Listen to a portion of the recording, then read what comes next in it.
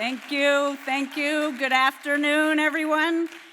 There has been a huge interest in today's program, so greetings to everyone who made it in the main room and also to all the folks in the overflow room next door.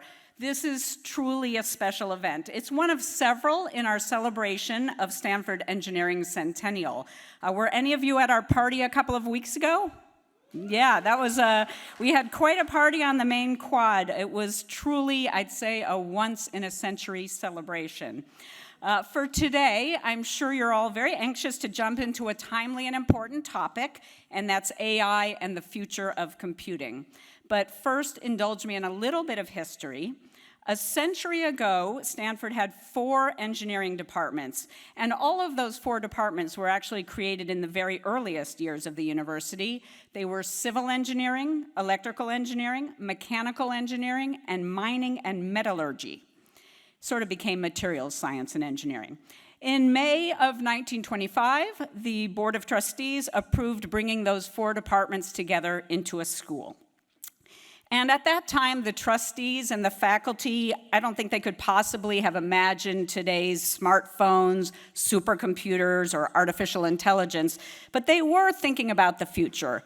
They knew that engineering would be central to progress. They knew Stanford had a unique role to play by combining technical rigor, but with broad-minded curiosity, by educating engineers not just to design and build things, but also to lead and to have impact. And this centennial year is a chance to reflect on the incredible arc of progress that we've made since 1925.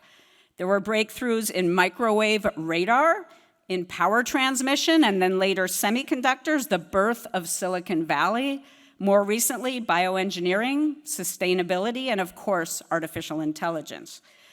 But it's also a chance to look forward, and that's more what today is about. So we've invited researchers and leaders in computing and AI to help us understand what's on the horizon. It is very well established that Stanford Engineering has played a major role in shaping the computing era. From very early innovations in electrical engineering to the creation of the first internet protocols, from pioneering work in multi-core chips to the rise of AI and deep learning. And that legacy continues today with our faculty and our students doing cutting-edge research and our alumni holding key leadership positions. Now, with that technical progress, of course, becomes responsibility. We need to think about where we're headed, the impacts of it on society, how we can lead in ways that are thoughtful and collaborative. And I would say there's no better place than Stanford to have that conversation. And probably really no better moment than now. The power and reach of computing, data, and AI are growing at unprecedented speed. So you're going to hear today about advances in chip design, system architecture, next-generation AI models. You'll hear from academic leaders, industry leaders who are helping to shape the national strategy and also think about the global impact. And I hope today you'll come away with a deeper sense of how Stanford Engineering, through research, through education and partnerships, is helping define the future of computing and AI. So thank you again for coming. We have a very exciting program ahead. And to kick things off, I'm delighted to introduce someone who brings extraordinary perspective and deep insights into society and policy aspects of computing and AI, and frankly, anything she thinks about. I'm pleased to introduce former US Secretary of State, former Stanford Provost, now the director of the Hoover Institution, and my personal favorite of her roles, co-chair with me and others of the Stanford Emerging Technology Review, which she will tell you a little bit about. So please join me in welcoming Condoleezza Rice. Well, thank you very much, and welcome to the Hoover Institution, which is where you're seated. But I just want to join everyone in congratulating the School of Engineering on 100 spectacular years. And even though most of us won't be here, I'm sure that there will be another spectacular 100 years ahead. Because what Stanford has achieved in engineering is just so extraordinary. But it's largely because of the people. This university and this School of Engineering has brought the best talent, the best minds, the most creative minds, from the 18-year-old who comes here as an undergraduate to study, to the graduate student who comes from across the world to study, to the folks in the lab, the faculty, the investigators who put it all together. And I think one of the wonderful things about this campus is that we put it all together on this campus. And that is the reason that Jennifer and I have been able to have this major project called the Stanford Emerging Technology Review, which the two of us lead on behalf of the university. And the idea is very simple.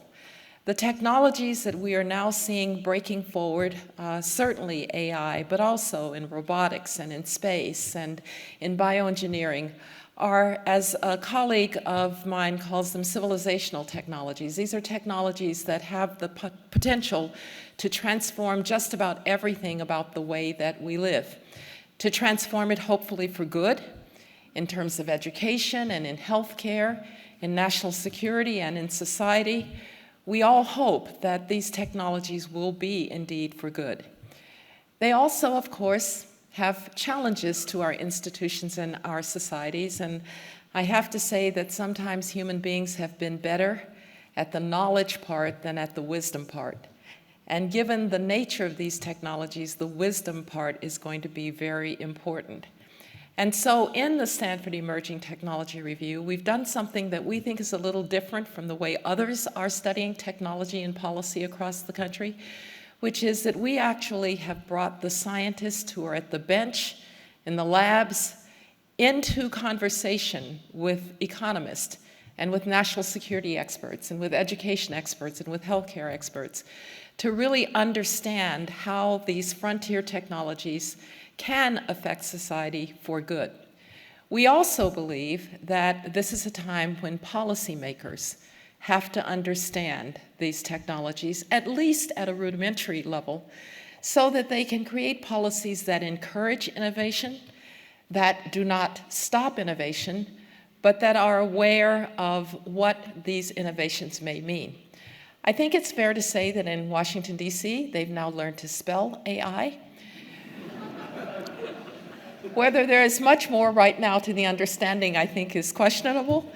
And so through the Stanford Emerging Technology Review, which has now been launched twice in Washington, D.C., at the White House, with the intelligence agencies, at the Pentagon, at the State Department, we hope to encourage policymakers to become more conversant about what these technologies are, what they will do, and to do so by having access to our scientists. And it certainly helps that my office is right over there in the Schultz building of the Hoover Institution, but I can walk, and in 15 minutes I can be with the best computer scientists and the best roboticists and the best bioengineers, and we have to thank Senator Stanford for that.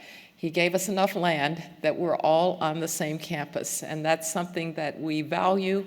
It makes it possible to do the kind of work that we are doing, and I just want to thank Jennifer for her leadership of the Stanford Emerging Technology Review. We started with just some conversations with engineering faculty about their vision for how to have policymakers understand these frontier technologies, and now we're a little more than 2 years into it, and it's been really one of the great, really most fulfilling things that I've done in my career, is to bring Stanford technology to those who we hope will create the systems, the funding, I want to emphasize funding, and the opportunities to push those frontiers forward. So thank you very much again. Congratulations on the centennial of the school. And now I'm going to go to my seat and get educated. Thank you very much.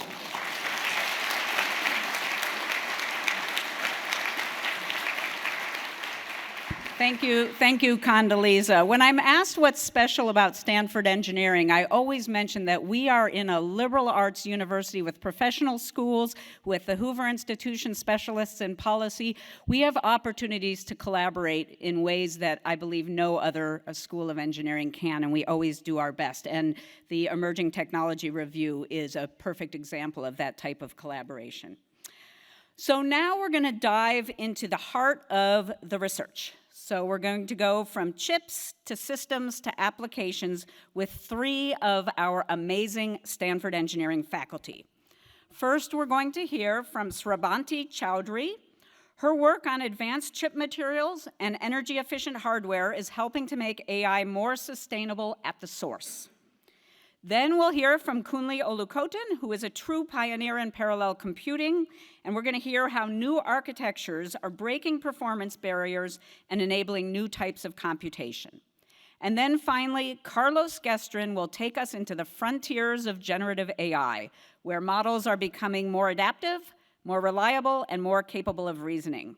So these 3 talks are just going to give you a small taste of the incredible innovations that are happening across Stanford Engineering as we launch into our 2nd century, and I know you will enjoy them.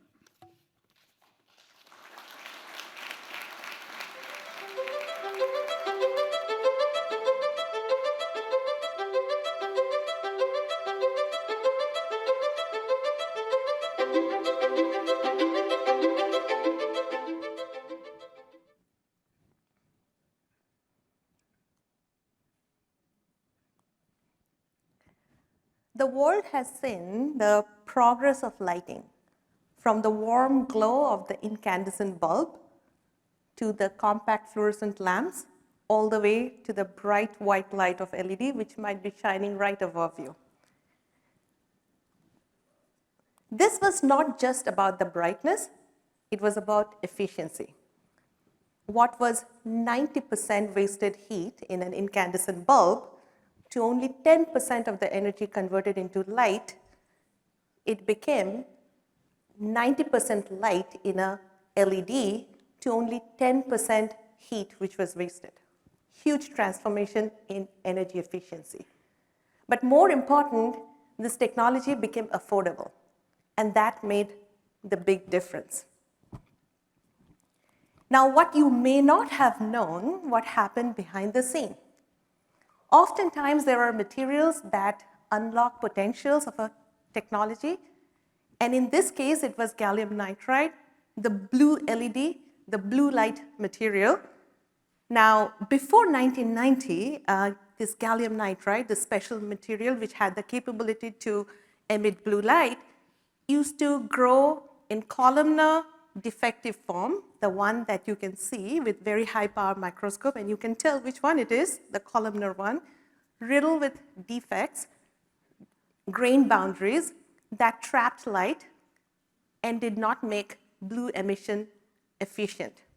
After 1990, thanks to a materials breakthrough that made it planar, flat, smooth, and was the real reason when blue light became efficient, which is why you enjoy the white light that you see today. Such is the power of materials breakthrough. Now at Stanford, my group worked on chasing this efficiency. We try to maximize efficiency at the device and the materials level that scales all the way to the system, something that you can feel, something that end users can enjoy. As such, we work on improving frequency, boosting bandwidth, making things more power efficient. But over and above all, we are tackling a critical time-sensitive problem, which is heat. We do thermal management, and that's the conversation I'm going to have with you today. Impact truly begins with framing the problem correctly. And speaking of the problem, as we get more power hungry from our chips, well, you pay a cost, and that is heat. As the processors become faster and more powerful, the cost you are paying is it gets hotter. Very hot that we are almost shooting for the sun instead of the moon. So for instance, now we are no longer in the flat, plain, two-dimensional processors, which used to be very well managed thermally by a technology called heat sink. It did wonderfully well, but not anymore. Why? Because we are trying to stack memory on top of compute. That is super temperature sensitive. So when you have such issues, and then we are, of course, in the future looking for three-dimensional chips, there is a problem, and that is the trapped heat. Now, clearly, heat sink has done a wonderful job and will continue, but those trapped heat are not accessible to the heat sink, and there is where you need a new solution. Let's call it X. What X should look like starts by asking a simple question, which we asked ourselves, that what if we could spread the heat before it builds up? So in that case, this X has to be a spreader, a heat spreader, that can be placed within nanometers of the hotspot, spread heat laterally and vertically as necessary, and most important of all, seamlessly integrable with silicon, metal, dielectric, insulators, anything that goes into a chip. Yes, I was talking about diamond, a material that you know very well, but used in a very different way. We were trying to solve this problem with diamond, but done differently. The way we thought about it, that can we make diamond ultra thin and reach to those stubborn hotspots where heat sink cannot touch, into the devices and chips, into boards, and all the way into futuristic 3D stacks. Now, diamond has been a material known to the humankind for long and very well known to scientists for its highest thermal conductivity. It's phenomenal when it comes to its hardness. Sometimes that doesn't work favorably, but nonetheless, it's one of the finest material that conducts heat, much more than even metals can. Something that people sometimes don't realize is this is also electrically insulating, unlike metals. As you know, on a chip, you want to have this material go into places without paying a penalty like an electrical short. So these two are deadly combination, provided you can make use of them by proper tactics of integration.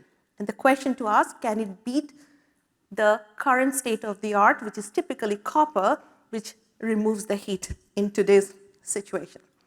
Some of the breakthroughs came from our own lab, and we were trying to understand how to grow polycrystalline diamond over years, and a clear path to integration started with 3 steps. The first one, very similar to gallium nitride, diamond used to grow columnar, as you can see with very high power microscopic pictures here, that it was columnar, full of grain boundaries, which is to trap heat, full of defects. Now, our research unlocked a wonderful property. We could grow diamond flatter, thinner, and planar, and believe it or not, 3 times more thermally conductive than copper for the applicable thicknesses. That was a big step forward. But even though materials can do magic, unless you know how to integrate them on a chip, it really can be useless. And that's where we started to understand how do we synthesize diamond on chips, and for which we had to lower the temperature to a magic number, this 400 degrees C, at which it becomes compatible with silicon process. This was almost moving a mountain, but thanks to the researchers here and the resources, we could do this over time. 400 degrees C, that became the magic number when we can now integrate this material. The next hurdle was a big bottleneck, which is called thermal boundary resistance. Basically, what it means is a barrier. Now, nature often gives us puzzles that oftentimes we think we cannot solve. For instance, the heat from silicon to diamond was challenged by a barrier, which we had to break through. And here we got real lucky. We were growing this diamond, we were measuring this barrier, and we found that, well, every time we measure, we are measuring something much lower than prior art has shown. We repeated, we thought that we stumbled on something wrong. In fact, it challenged some of the measurement techniques, and there came a breakthrough where we saw that the physics that existed had to be tweaked. This is a wonderful example where even physics gets tweaked by technology. Today, we can engineer those interlayers, as we call them, nanoscale interlayers, that passes the heat from silicon to diamond with extraordinary precision and efficiency. With this too, we started integrating on devices. We put it on transistors, and here is one example where you see that a hot junction dropped 70 degrees C just because of these two innovations alone. We earned a cool name. It's called the diamond blanket, really the coolest blanket you can ever find. Now, this was amazing, so we became ambitious. We said, can we make the heat go away from these complex chips where things will be stacked? We are already stacking, it'll be stacked even more. So we started thinking about putting diamond as interlayers very precisely, and here you see is the first picture of a two-tier diamond matrix, which would look like the one you see in the middle, and the evidence was clear. We mimicked actual workload that goes into a computer chip, and we saw that with this solution, the temperature dropped from 211 degrees C to 40 degrees C. Those drops are undeniable, suggesting the efficiency and the efficacy of this innovation. Now, we have sparked a lot of interest. We are fortunate that DARPA Threads is a program that was seeded in our lab, thanks to them, that they could see the future with this research, and we are on all 6 winning teams at DARPA. We are working with the major players, you can read the names right there, to see how it can go into computation chips of future. But even more urgently, we are trying to see that where it can go else, where else can it go? So the fact that we can grow diamond on anything, and also at those temperatures where nothing gets really hurt, helps us believe that this is a widespread solution which can go to many other places in the future. Really, the possibilities are infinite. Here I end my short story of a long journey.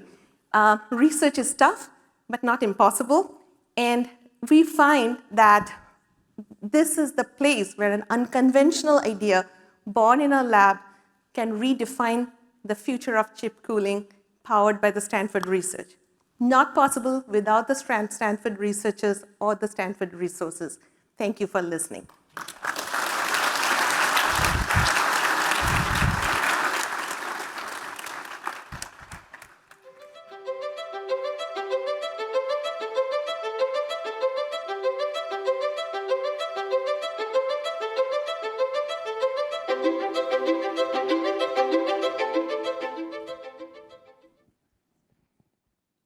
Today, I'd like to tell you about some of the research that we've done over the years at my lab to break computer performance barriers. For the first innovation, you need to cast your mind back to the mid-1990s. U2 was playing on the radio, and Bill Clinton was in the White House. And if you looked at the world of microprocessor performance, what you would see is that Moore's law was in effect, transistor density was doubling every 18 months, and clock frequency was increasing at 40% per year. Performance was increasing at 50% per year, which meant that software developers had a free lunch. They could add features to their software, and they wouldn't have to worry about the performance impacts because the hardware would bail them out. All of the microprocessors had a single core, as shown by the red line. And most of architects were spending their time thinking of ways of making that single core more complex so that it could increase its performance. It was in this environment that my research lab started focusing on a project we called the Stanford Hydra chip multiprocessor. In '96, we published this paper that's become a landmark paper in which we made the argument that you should build a multiprocessor on a chip. What we showed was that if you took a microprocessor with a complex core, single core, and you compared it to an equal area multi-core processor, that the multi-core processor didn't lose too much on a single core, but was much, much better on multi-core. Now, we thought multi-core was a great idea, but the fact that you needed to write a parallel application in order to make use of multi-core made academia and industry a lot more wary and not nearly as excited as we were. Nonetheless, we were undeterred, and we decided to actually go and commercialize the idea. We started a company called Afara Web Systems in 2000 at the height of the internet boom. Data centers were running out of space and power. And we thought that multi-core could really change the situation and solve this problem. By 2002, the company had been acquired by Sun Microsystems. And at Sun, we finished the design of what became the Niagara 1 processor, shown here. It's still an impressive chip 20 years later. And it was designed for high throughput server applications, such as web servers and database servers. And everything was focused on the design on getting very high throughput and very high bandwidth. Compared to conventional processors that only had one core and one thread, this design had 32 threads, and 8 cores. And it had a very high bandwidth memory interface with 4 memory interfaces compared to 1 on conventional processors. The net result was impressive performance and efficiency, performance that was 5 to 10 times better than what was available on conventional processors. So what happened between the mid-90s and today? Well, Moore's law continued, although it's now slowing down, but frequency plateaued, as shown in the green, and with it, single-thread performance. And so, and that was mainly limited by power, right? Because power constraints limited the frequency and the single-core performance. And so the only way to increase performance in an energy-efficient way was to increase the number of cores in red. So that by today, server processors have hundreds of cores, and the dominant way to design microprocessors today is using the multi-core approach. The cell phones in your pocket have multiple cores, tens of cores, and of course, all the microprocessors that run the internet are designed using the multi-core approach. So by the late 2000s, the rise of multi-core and the rise of parallel computers like GPUs and clusters made it so that the limit to performance was the lack of parallel software. And so the problem is that each of these different kind of parallel computer had a different kind of programming model. Multi-core had p-threads, GPUs had CUDA. If you wanted to program a cluster, you needed message passing. And what the problem is that application domains that needed a lot of computation had to master all of these different programming models in order to get their work done and design high-performance software. And so this was a real barrier. And so the solution that we came up with was the idea of using domain-specific languages. So domain-specific languages have operators and data types that match a particular problem and make it much easier to write applications in that problem domain. Examples are MATLAB in linear algebra and matrices, and SQL in databases. So if you look at both of these examples, they are standalone DSLs, and they're mainly focused on productivity. And that was the idea of DSLs initially, traditionally. And our innovation was the idea of these high-performance DSLs that were focused on providing both performance and productivity, and were embedded in general-purpose languages like Scala and Python. And so the key to implementing these DSLs was to use an idea called parallel patterns. And parallel patterns allow you to understand both the parallelism and the data access patterns. And then these could be optimized, and you could generate high-performance code for a variety of different parallel computers. Examples of DSLs for AI are PyTorch and TensorFlow. And these can be used to write all kinds of ML models. Models in language, in vision, in robotics.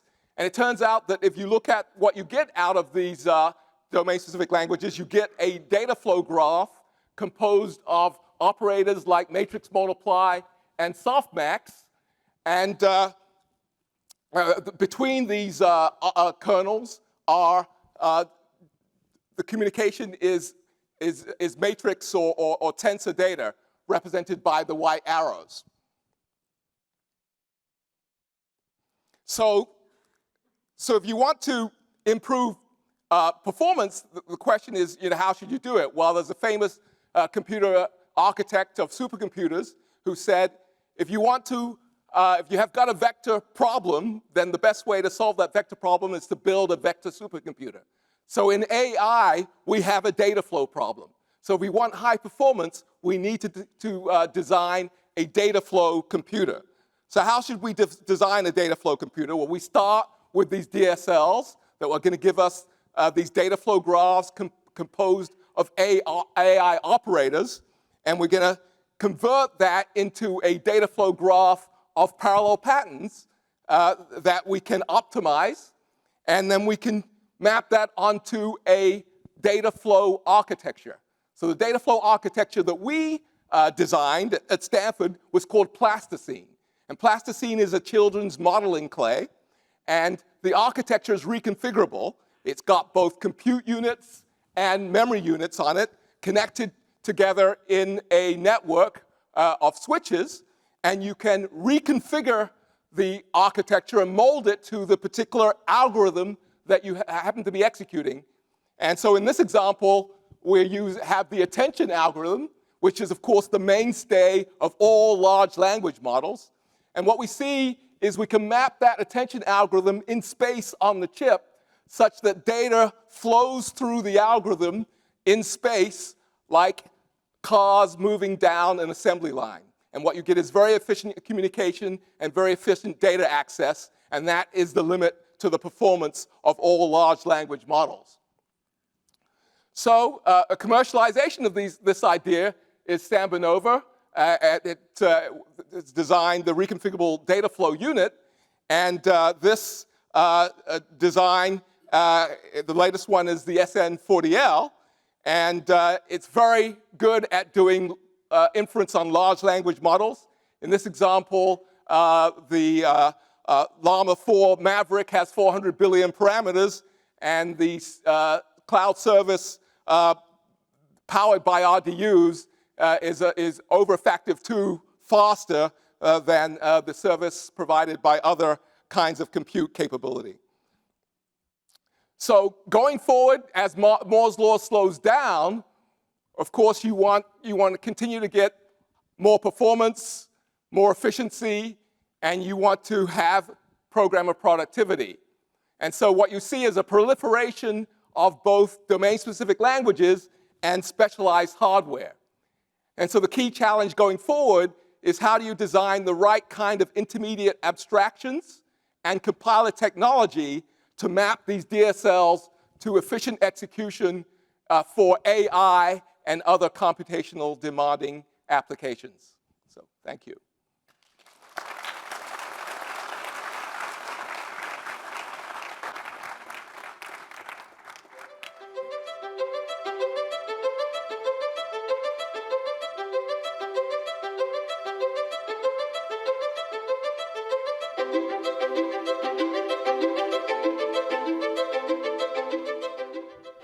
I'm so excited to be here to celebrate 100 years of the School of Engineering.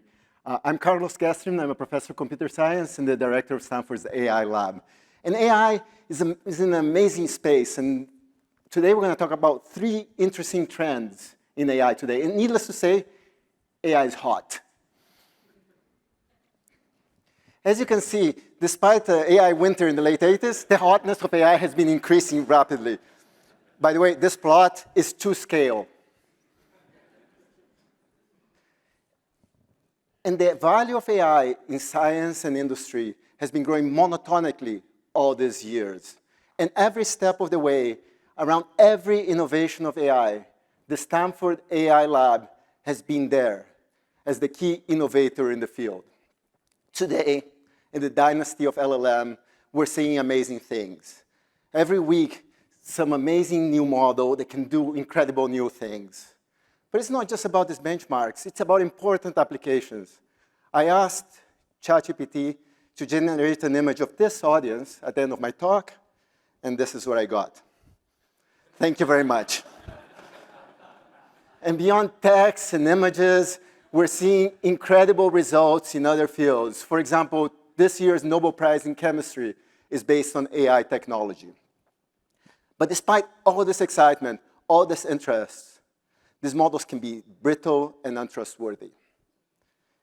This is a query from Google Gemini where I asked, how many rocks should I eat every day? This is what I got. Raise your hand if you ate your recommended daily dosage of rocks. Jennifer, please. So the goal of my lab is to empower everyone to build accurate, trustworthy, and scalable AI applications. And we build open source software that has been used by basically every major company in the world. Today we're going to talk about these three areas and three exciting trends in each one of them. How do we make these AIs self-correcting? How do humans verify the outputs of AI? And how can we continue to learn even at inference time? Let's jump right in. The amazing success of deep learning and machine learning has been due to bringing calculus into machine learning, the idea of gradient descent. So you give me an input like, how many rocks should I eat? And a wrong output like 1 rock per day, and a correct output like 0 rocks, please. And what gradient descent says is how can I change my parameters to go from the wrong output to the right output? The challenge today, though, is that these models and these AI applications become really complex. It's not just about a bunch of matrices. It's about a bunch of components connected together. You go to a search engine, you have agents. They all piece together in weird ways, and they're no longer differentiable. You can't apply the same math. And the question we wanted to work on is how can we make these complex AI applications as easy as gradient descent in deep learning? And in work that we call TextGrad, which was led by my student Murthy Sekunul, co-advised by James Zhu, which was recently published in Nature, we did just that. Our goal has been to make this easy. So here's a very simple example. Given this particular input, which lists a bunch of vegetables and asks how many vegetables do I have, the model gets a wrong output, 7, when the answer should have been 10.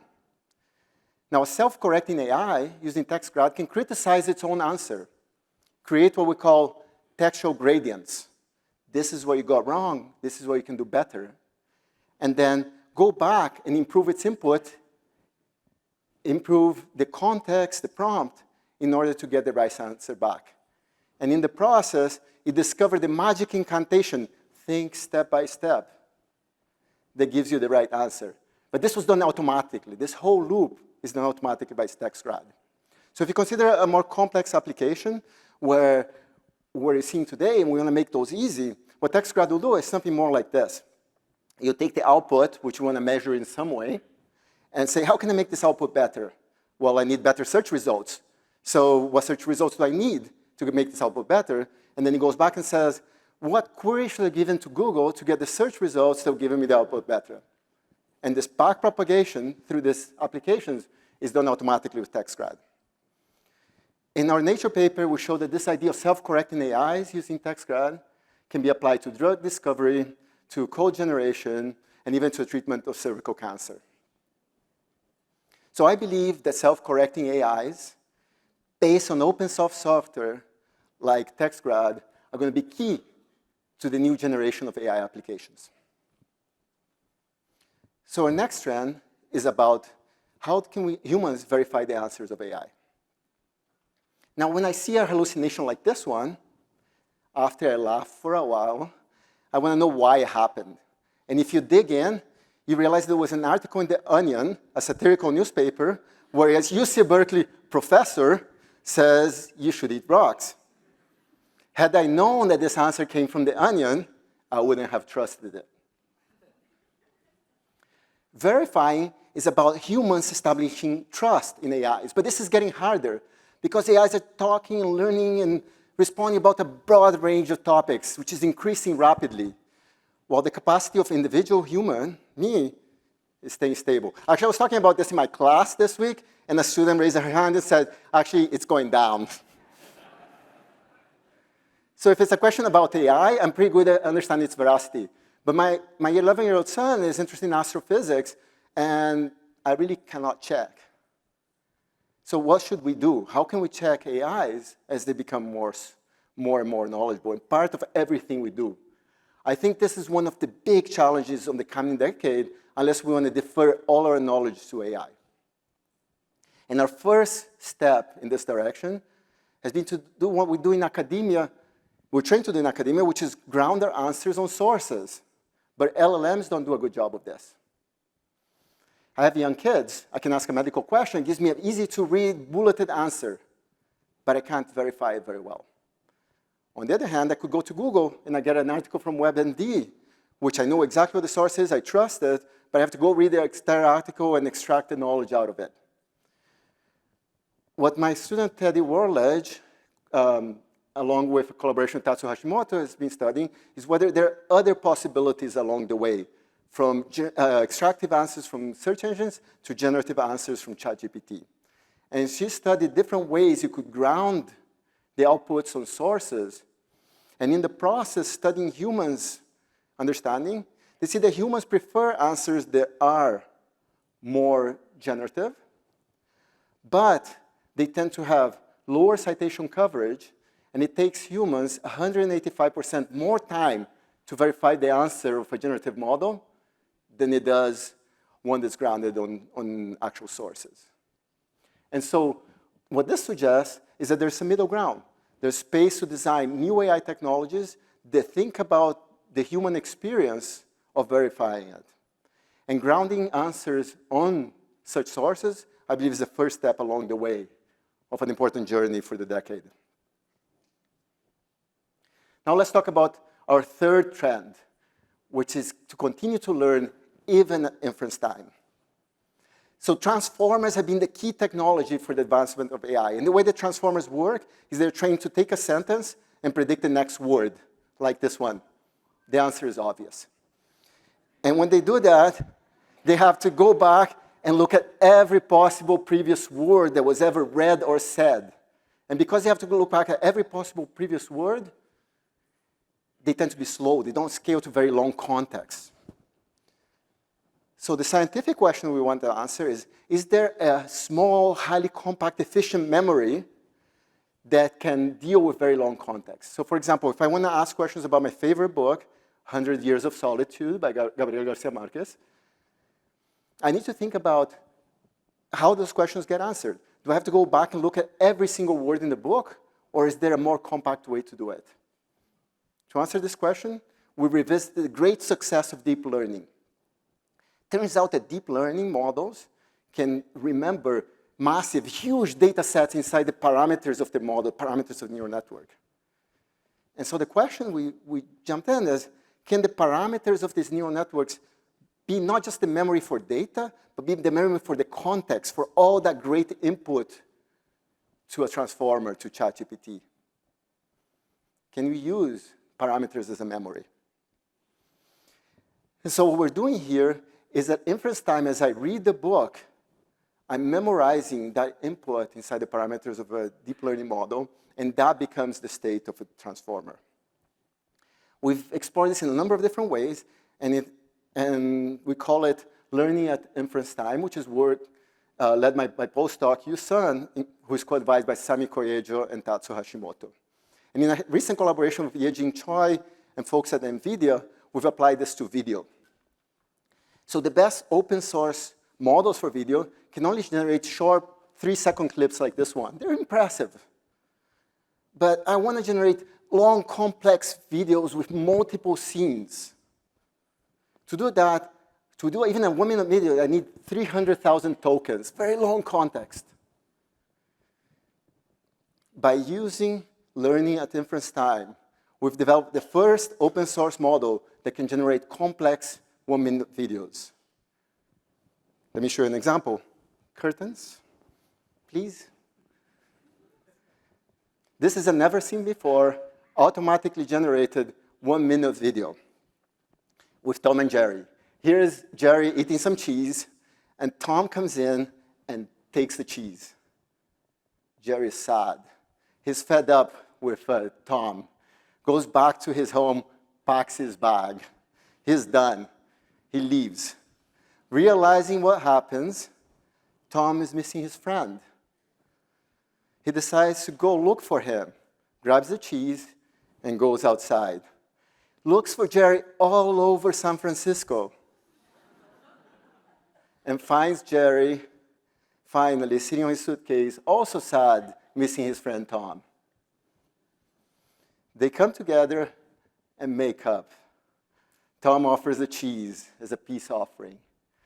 They go back home together as friends again. Jerry comes back, unpacks his bag, and together they share the cheese and play games. This never-seen-before video was generated by the only open source model that can do it out of here at Stanford using learning at inference time. And it's not just about generating these example videos. In a detailed user study, we found that the videos we generate have better motion naturalness, better aesthetics, and better temporal consistency than alternatives that we could come up with. I believe that this idea of learning at inference time will be indispensable to scale up models to really large contexts and be able to answer the next generation of questions that we want to solve. These are some big trends that we're seeing in the areas that my lab focuses on, which is to empower everyone to build accurate, trustworthy, and scalable applications of AI. Thank you very much.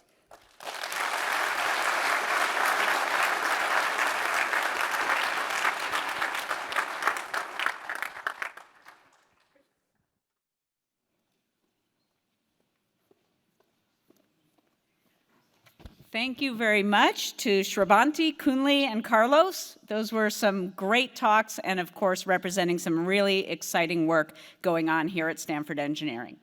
And those were the appetizers. Now it's time for the main course. So the main course is a fireside chat between two deeply Stanford individuals whose careers have truly shaped the foundations of computing as we know today. John Hennessy doesn't need much of an introduction. He is a professor of electrical engineering and computer science here, currently director of the Knight Hennessy Scholars Program. He served as Stanford's president for 16 years, and that was a period that saw Stanford grow to become a leading university in the nation and the world. And although it was a relatively brief stop during his rise to the presidency, I have a favorite role of John's as well. That's former dean of the School of Engineering. John is also a Turing Award winner for his work on reduced instruction set computing, which transformed the way modern processors are designed, and he, based on that technology, founded MIPS Computer Systems. Jensen Huang also needs very little introduction. He's co-founder, president, and CEO of NVIDIA. And my favorite role for him, he's a proud Stanford Engineering alum. Jensen earned his master's degree in electrical engineering here in 1992, and as we all know, has gone on to lead one of the most influential companies in the world. NVIDIA has become synonymous with accelerated computing, revolutionizing graphics, powering breakthroughs in AI, obviously, as well as robotics and even scientific discovery. And John and Jensen share that they are both really nuts and bolts technical guys, you'll see, but they're also visionaries. They're deeply thoughtful about where the technology is going and how we can ensure that it continues to benefit humanity. So please join me in welcoming John Hennessy and Jensen Huang.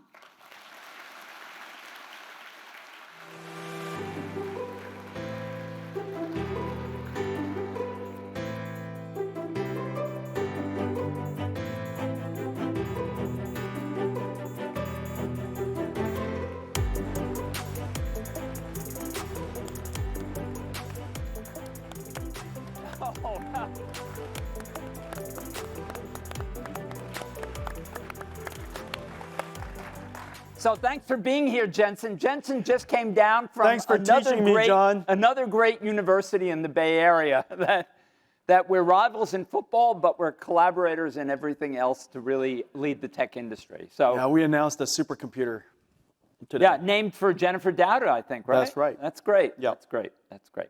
So Jensen, take us back to when you were a graduate student here in the Honors Co-op program. I've heard some interesting stories, but I'd like to hear directly from you. What was it like? Well, let's see. I was married, 2 kids, and taking Hennessy's course. That was as far as I remembered. And the thing that was really, really cool was any students of John's in the audience? Okay. The thing that's really amazing was you taught very important concepts, but you did it in a way that was very approachable and very practical. And so you spanned theory to practical engineering very comfortably in the same class, in the same courses. And a lot of people say that I explain complicated things, for people easy to understand. I just realized I learned it from you. Oh, but that's one of the secrets of NVIDIA's success. Is they build very complicated chips, but they figure out how to make them easy for people to use. Yeah, and also it's true for leaders. We want to do amazing things, but unless a few thousand people can mobilize and activate, they can't do it for you. And so, in a lot of ways, you have to describe complicated concepts or quite impossible visions, and somehow get people to go do something they've never done before. Mm-hmm. So if you look at the last 30 years, we started out as a graphics chip company, and that was the first accelerated computing application. And then we evolved into a computing platform as a chip company, and then we became a systems company, and then we started building data centers, and now we're building multi-gigawatt infrastructures. And along the way, we had to learn new things. Yeah. And you really did start with that graphics idea. How did you decide that you could really make a breakthrough in the graphics arena at that time? Well, the thing that my first board member is here, Jim Gaither, and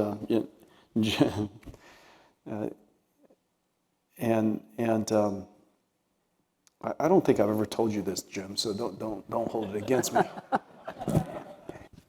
So we started the company with this idea. At the time, 3D graphics was hard to do, silicon graphics. Well, silicon graphics, very high end though. That's right. Very high end. And 3D graphics was about $1 million a system. And we had this idea that maybe what we could do is reformulate the algorithms in such a way that we could put it into a PC, and bring 3D graphics to at the time PCs was barely taken off, and it was just at the beginning. Windows 3.1, it wasn't even Windows 95 yet, and so we came up with an architecture, and after working on it for a couple, 2-3 years, we realized the architecture didn't work. And so instead of the right way to do it is inverse texture mapping with triangles and Z buffers, and we did it with forward texture mappings without triangles and no Z buffers. Okay, so there's the right way to do it, and we did it exactly the wrong way, and that's the reason why it didn't work. And so we came to after all of that, we realized it turns out Silicon Graphics knew what they were doing.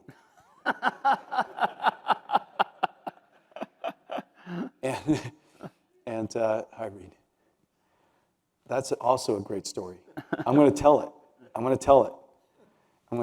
And so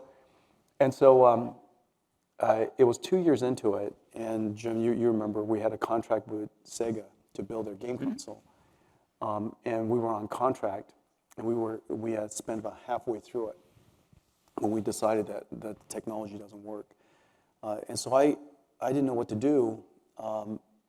But the first thing I knew we had to do was to go and tell Sega that the contract that we entered into we can't fulfill, because if we did, we would have built something for them that wasn't effective. And so I went to see Irimajiri, the CEO, and I told him this. I said, look, we started with these assumptions, and we thought this was going to be the right approach, and it turns out not to be the right approach for these reasons. And I would urge you to cancel the project with us. And there were some competitors of ours that I think had better approach, Wow. and that I recommend you working with them. And he appreciated my recommendation. And then but I said I would appreciate it if you pay me the whole contract anyways. And I explained to him that if they didn't, we'd be out of business. We had no money. We ran no out of revenue. time. That's Right. right. And so I made him a great offer to invest in a company that had no idea how to do it right. and he was so struck by how honest that was, and how straightforward that was. And he tells the story to this day. He just told the story recently in Japan, and he said he just really liked me a lot, and decided to convince the Sega to give us the $5 million to invest in our company. They assumed that we were going to go out of business. They were going to write it off. It turned out we didn't go out of business. And they did okay on their investment. Well, they sold everything at the IPO. They did. Oh yeah, because when we went public, they went. Okay, oh they my were God." smart, but not too smart. No, they were. That's not smart. That was relieved. Yeah. Yeah, they were just relieved we made it. Relieved to get And there, the moment yeah. we went public, they sold everything. And they left. Well, when we went public, our valuation was $300 million. Wow. It's a little bit more now, but yeah, it would be worth more than Sega. Yeah. The whole company. Yeah. Today, yeah. Even back then. And so anyhow, I then took the money. We came back and we asked ourselves, so what are you going to do? And I said, well, we got to go learn how to do 3D graphics the right way. And thankfully, some of our employees today, while they were at Silicon Graphics, wrote some really nice textbooks. And so I took a few $100s and ran down to Fry's Electronics, and I bought 3 textbooks. And I brought it back, and I said, you get one, you get one, you get one. And let's get to it, shall we? And now I know it sounds completely ridiculous, and now NVIDIA is the most impactful, we're the largest 3D graphics company in history. Yeah. And we've made more contributions to 3D graphics than any company in history. Yeah. And that tells you something. And in fact, it's one of my favorite moments, because it says that even if you don't know how to do something, with the right people, right motivations, and not going out of business was a good motivation, but in our case, the right motivations, we could reinvent it. And so we just read through the textbook, and we said, from first principles, how would we do it today? And we completely reinvented the way graphics is done. Yeah. Just by studying the same ideas, but applying first principles, how the world would, how would we would implement those ideas. Well, that skill set, that belief in yourself allowed us to build self-driving cars. We just went into production with Mercedes, do robotics, do artificial intelligence, go into scientific computing. Now we're doing, we're probably doing more in quantum computing than just about anybody. And all of these, no idea how any of this stuff worked, And so these days, I don't even have to go buy textbooks. I just, ask. Just ask your team, because you've hired such great people. Well, first I asked ChatGPT. Don't always trust it. It may tell you to eat rocks. No, you always do deep research. Don't ever get the single response. But what I love about this story, though, lots of young people think the road to success for startups is smooth and straight, and it rarely is. And I think it's a great indication of that. Yeah, willpower matters a lot. Yeah. And belief in yourself, and go back to first principles always. And when you do that, when you read somebody else's textbook, but you go back to first principles and you take the context and how things are different today, and the enabling technologies are different, and the tools are different. Everything's different. How would you reapply? How would you resolve those same problems with different tools? Yeah. And it turns out there are a lot of different ways to solve the same problem. Same problem. Yeah. Yeah, absolutely. Yeah. So talk about, I mean, clearly one of the most brilliant things NVIDIA did was creation of CUDA and really its establishment. Tell us about the origins of why did you make that decision? Why was it so crucial? Well, we came to the conclusion that computer graphics was rendering the images, but statically is not a good idea. You want to bring the world to life, and so you're trying to create a virtual world, and inside the virtual world, you want to do physics. And so solving physics was actually the first problem we wanted to solve for video games. Yeah. And well, how do you solve physics? Well, solve physics, you know. And so how do you do, you know, computational fluid dynamics and particle systems, and that was the inspiration of the first. And now the question is, how do we refactor that GPU? And we knew we could do parallel computing, and how could we refactor the computation in such a way that we can express these algorithms, but more naturally instead of using OpenGL or Direct3D? And so we came up with the idea that maybe we'll do C for graphics. And so we re-expressed the programming API in a higher level of abstraction. But we came to the conclusion that these parallel algorithms really want to have shared memory, and maybe the way we want to express it is a little differently. And that led us to work on OpenCL. And then OpenCL, while we're working on OpenCL, meanwhile, Stanford saw the work that we did with CG, and some of the students started playing with CG, and they were working, and then they extended it to Brooks, and then Brooks, the students here were interns at NVIDIA. Meanwhile, you know, minds meet, and before you know it, this CUDA came along, and so. But that's kind of like mixing and matching and playing in that area. But the problem we were trying to solve was a good problem: computational fluid dynamics, particle physics, and the fundamental parallel computing problems kind of emerged from there. Well, after we did that, we came up with some good ideas. Then the question is, what big problems can we go solve with this? And that led us to supercomputing, led us to, you know, CT and image processing and those kind of things.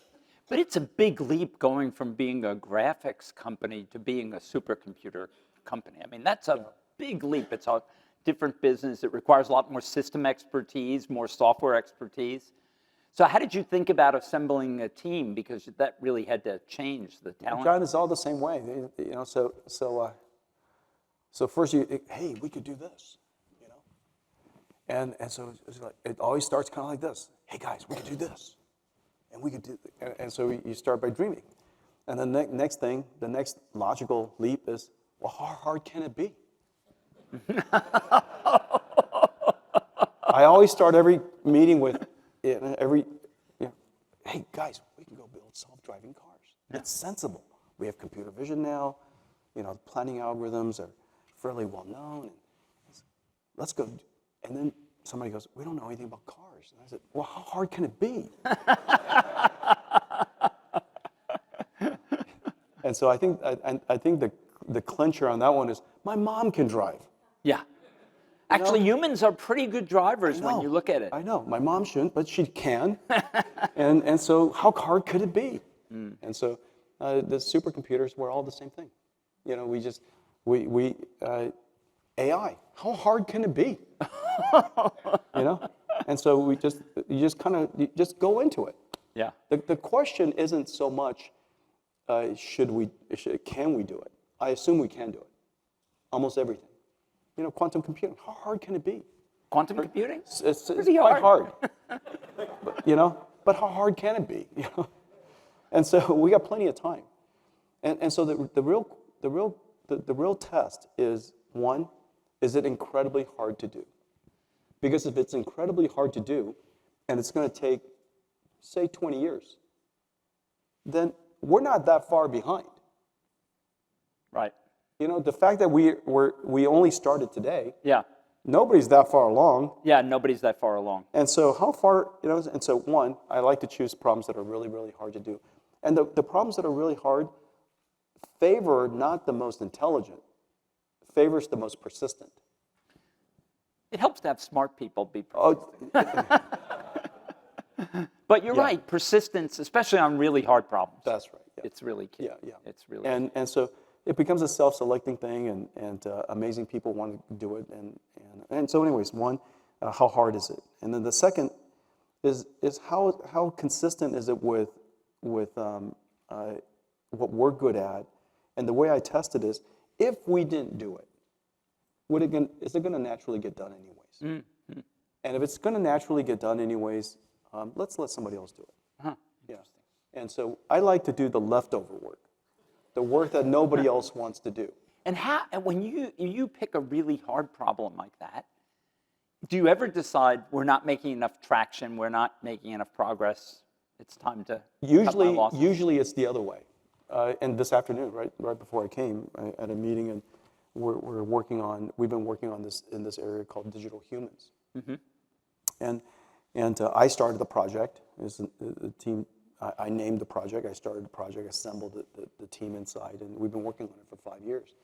And then today, I told the team that I don't think we need to do this anymore. And the reason for that is because the assumptions that we used in starting the project and the technology that we thought would be enabling for it turns out not to be. And generative AI is doing it so well now that, quite frankly, it's a bit of a commodity. Yeah. And if we don't do it, it's going to get done anyways. Yeah. So why don't we take this amazing team and go do something else? And I've got a list of 3 other things we could go do. And so that's usually, we usually leave a project because it looked too easy. Yeah. Not because or it's too commoditized. Right? That's right. Too many other people will do it. So you won't have a real advantage the way you've had in the core. Well, if it's a big market, why don't we go capture our share? Yeah. And that's always the wrong thinking.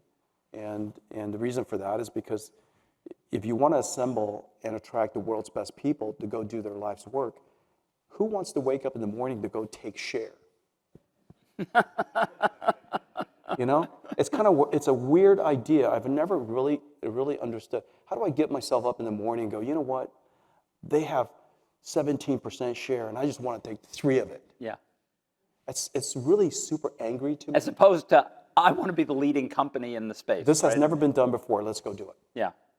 And so we kind of, not everything that we do turn out that way, but we leave it. If it gets to a point in the beginning, almost everything that we do in the beginning is a $0 billion market, so nobody's there. But at some point, 4 or 5 of the things that we've done in the past, by the time that we ramp up to $1 billion or so, there are 4 or 5 players. And I'll tell the team, tell the company, guys, I know it's $1 billion business, but there are other $1 billion businesses. Mm-hmm. And let's go do something the world's never done before. Yeah. That's how you attract and that's how you retain amazing people like Bill Dowdy. Because they don't want to go work for share. They want to do They want to do original work. Yeah. And it turns out it's possible to do both. To do great business that nobody else does. Yeah. One of the things I found really interesting is NVIDIA is really at a turning point in the industry. I mean, the industry became horizontally cut up, right? You had Intel down here, you had Microsoft down here, and then you had the PC designers and the server providers. You're vertical stack. You go right all the way up to the hardware, from the chips to the hardware. Do you think this is been key to your success and key to the innovations you've really Yeah, done? completely.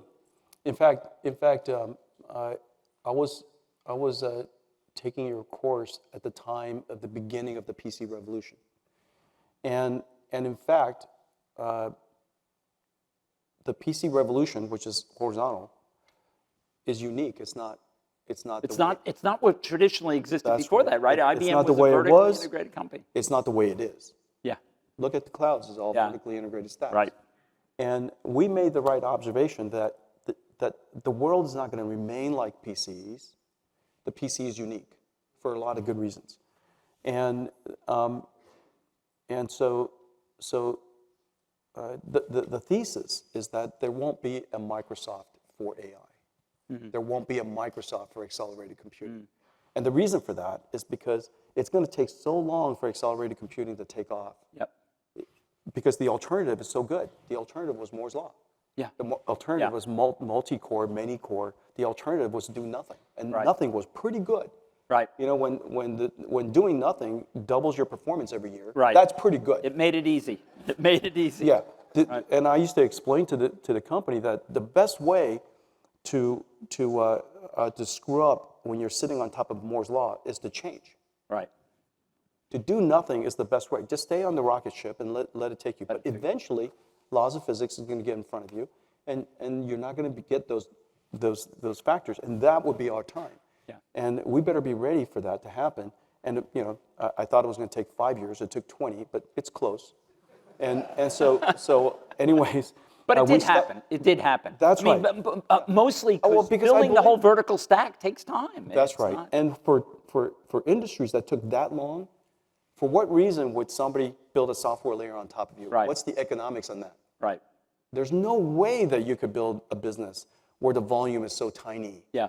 And build a horizontal stack. Yeah. And so we assess the strategic dynamics properly, and as a result, we built a whole stack, one industry after another industry after another industry, and by the time that it took off, you know, we've been working on these stacks for 20 years. But perhaps where you're really unique, most of these people that have gone back to vertical integration have gone from the top, from the software stack down. You started with the chip side and worked your way up. We started from the chip side and work our way up. We're super good at algorithms. Right. We're super good across the stack. Right. And accelerated computing is unlike general purpose computing. Right. You can't write an algorithm, C, compile it down to the instruction set. You've got to go domain specifically, one at a time. And the number of domains of computing in the world, surprisingly large. Yeah.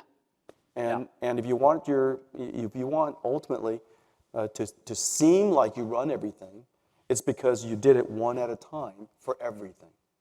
And today we seem like we run everything, not because we run everything, it's because we spent so much time, did it one layer at one stack at a time. It's a good point. Yeah. So share some of your, I've heard you talk about your vision for what's going to go forward in the future of computing and scientific computing, AI, this whole thing. Share some of that with the audience. Well, the thing that's really, obviously AI is important, but there's a couple of different ways to look at AI.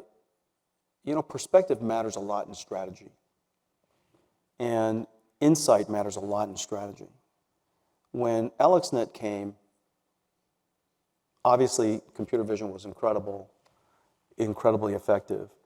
But we were good about reasoning back to first principles. What are we seeing here? Right. How scalable is this? What other problems can it solve? Mm-hmm. How does this impact the computer architecture? What kind of systems would we build if AI were, machine learning or deep learning at the time, were to scale much greater? How does it change the way software programming works? Machine learning is obviously different than hand coding. What is the difference? What is the change to your enterprise, your corporate R&D culture, tools, infrastructure? What are the problems we can solve with this that we couldn't solve before? What are hard problems that we can now solve? What are problems we solved that's unnecessary to go resolve? What are the problems that we have solved that we can augment now with the, and so we just reason through everything. Over the course of time, we always break things back down to first principles, and we came to the conclusion, everything's going to change. Mm-hmm. And so we went back to the beginning again and said, what is the implication to our GPU? Our GPU for AI and our GPU for computer graphics is related, completely different.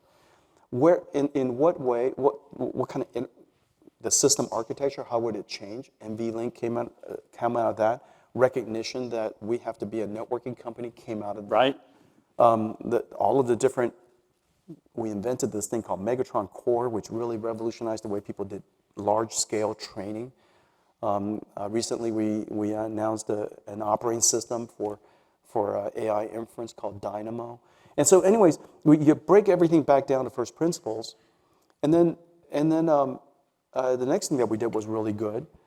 If we're going to be a machine learning company, we're going to be an AI company, at the time, deep learning systems company, well, we have to learn how to use it ourselves. We can't wait around for somebody else to be a customer of this system. We have to be our own customer. And so I made at a time, we could barely afford it, built our first supercomputer. And it cost our company several $100 million. And that was the largest single investment we ever made.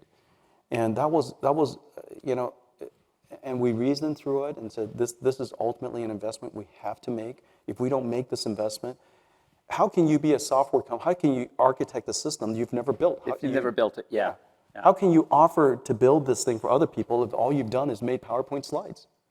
You know, and so we went and built it, developed the software for it, and then the next thing was well, how do we know that we're any good at this? And so we started our own AI, you know, R&D team, and the application I put to work was languages and self-driving cars, and we dedicated ourselves to be world-class at doing those things, and today we're very, very good at it. And so that entire layer from building the AI infrastructure, and building all the necessary technology underneath forced NVIDIA to be good at it. And then the next thing, we had no AI researchers, and Bill's background is not AI. Right. And so the answer is very simple. We just got to go get some books. Maybe hire a few people, or Well, who would come work? What AI? who would come work exactly at NVIDIA at that point? What at that time? What AI researcher would go work for a computer graphics chip company? You're right. Oh, So- it was a little more than that, but anyway. But in a lot of ways, it was Yeah, completely it's a good true. point. Because It's a at good the point. time, they were all going to Google. They were all going to, right? DeepMind, Yeah, right? exactly. Who would come to NVIDIA? Yeah. And so I said, how hard could this be? Yeah. Let's just get, how hard Said, could, I have the hardware, guys. I said, how hard can this be? Let's just get to it. And then, you know, all over the company, we had researchers who didn't know anything about AI. I said, how hard could it be? And so we just had everybody start working on it. And the area that we dedicated enormous resources was computer graphics. Yeah. We said, if there's one company in the world that's going to bring AI to computer graphics, it would be us. Of course. And therefore, we had to start with us, reinvent our company. And so we just started going at it. And then I discovered something that was very obvious. If you want to attract great researchers in machine learning, you need to have a machine. And it turns out I had a machine.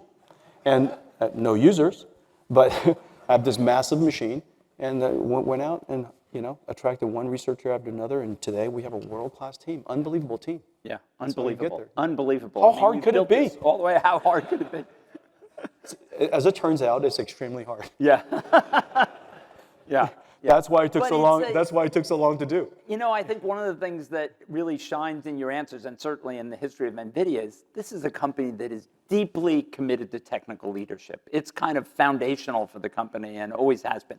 And you see companies often lose that as they grow, right? Yeah. But We you've really seek out managed the to- really, really hard problems. Yeah, yeah. Oh, look at quantum computing. And so there are, you know, 4 or 5 different ways of doing it. Superconducting, photonics, right? Neutral atoms. I mean, there's lots of different ways of doing it. And so the question is, you know, we're a computing company, and arguably one of the most consequential computing companies of all time. Is quantum computing in our future? And the answer, of course. But do we have to build a quantum computer? Absolutely not. And so we decided that we would be the company to work with every quantum computer company in the world, because obviously it won't just be quantum standalone, it'll be quantum classical. And we could be, and if you're going to have a supercomputer, a quantum computer there, let's just face it, you're not going to feed it with a phone. And so it's likely that it's a supercomputer that does the pre-processing and the control and the error correction and post-processing. And so it's sensible that it's us. And so we decided to go build a whole stack for quantum computing and figure out what algorithms we can go contribute to. And we created an architecture for quantum classical. Today we're working with every company in the world in quantum computing. And so as a company that does absolutely no quantum computing at all, it is very likely we're, you know, one of the most important quantum computing companies in the world. Well, now you see why NVIDIA is such a great company and why Jensen is considered the star CEO of Silicon Valley. How hard could it be? Let's thank him.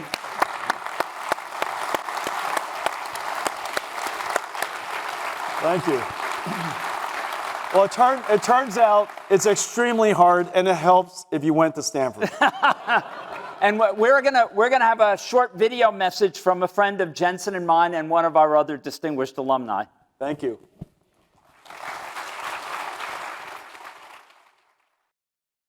Hello, I'm Morris Chang. I'm the guy that made a lot of semiconductor chips for everybody to use. First in the United States, then in Taiwan. Now we'll make lots and lots of chips again in the United States. Today we celebrate the 100th anniversary of Stanford Engineering School. I was a PhD student in the school in 1961 to 64. I had started to make chips in 1955. So by 1961, I was already an experienced chip maker, but didn't have a PhD degree. The company I worked for at that time decided that I should get a PhD. They offered to pay all the tuition and expenses and still pay me full salary while I was getting my PhD. They asked me what school I wanted to go to. In the early 60s, Stanford already had several well-known scholars such as Gerald Pearson, John Linville, and John Moore, not to mention Shockley, who was a guest lecturer here. So I said, without hesitation, Stanford. I spent 2.5 hard-working and happy years here. I was a first-generation chips guy. We worried about how to make chips, how to make each chip contain more transistors. The generation after us, of which Jensen Huang was an outstanding example, worried about how to make chips more useful. The last 100 years were an exciting time period for electronics.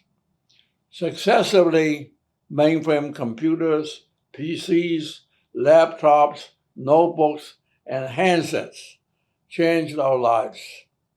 And now AI, artificial intelligence, will change our lives even more.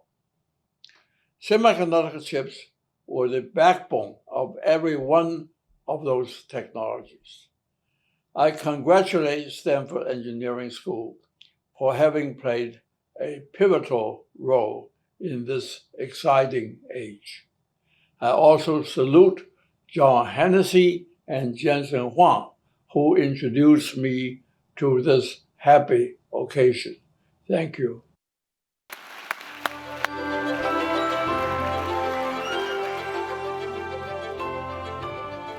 I'm John Levin. I'm the president of Stanford, and I get the honor of closing out this event. And I just want to, first of all, thank all of you for coming. Thank the faculty whose talks you saw, who were incredible. By the way, the Stanford School of Engineering, that was 3 of the faculty whose work you got to hear about. There are 280 faculty in the Stanford School of Engineering. So just think about the work that's going on every day there. It's extraordinary. And I want to particularly thank John and Morris and Jensen for coming and talking. I think the 3 of them, as much as any people who've been at this school, exemplify all of the characteristics that have made the Stanford School of Engineering the greatest engineering school and greatest center of innovation on the planet. The incredible depth of technical expertise, the entrepreneurial mindset, the persistence, and the scale of ambition. And, Morris was at the Stanford School of Engineering in the 1960s. Jensen was in the 1990s. So that says probably somewhere out here in the audience or at the school right now is the next Morris Chang or Jensen Huang, one of our students. So I hope one of you will become that person. Thank you all for being here. It was a terrific event.